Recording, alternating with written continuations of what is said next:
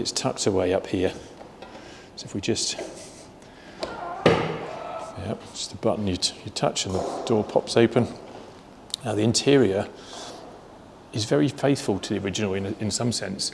Actually, the original S1, that centre console is very, very reminiscent of an S1, but it's all been redone in carbon fibre and in sort of more modern materials. But it's very analog. I'm just hit by a smell of leather as I open the door.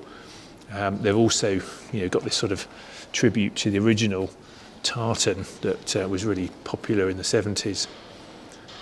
And again, with these sort of ribbed upholstery, it's very hard to then get the lines of the tartan to line up with that.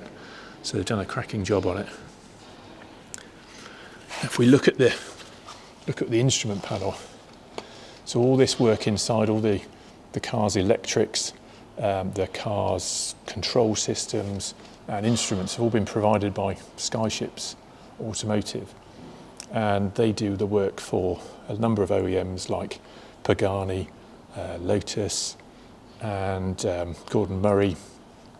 They've done these sort of beautiful, it's just flat, but that can be anything. Obviously the sat nav will come up on there. You've got a centre console there with some, all the other sort of control systems to the car. And just to prove there's some analogues going on, it's a wooden gear knob. But yeah, it's sort of beautifully done. Now I have had a sit in here. It wasn't easy. Like my Esprit, I had to modify that to be able to get in. I'm quite a tall chap, so I'd have to do the same here, or rather they'd do it for me. They've said if I was to order one, they'd be very happy to make it fit. Probably have to drop the seat height a little bit so I could see the instruments and move the wheel out a little bit. But those are the things you can do when you're paying this kind of money for a bespoke car, effectively.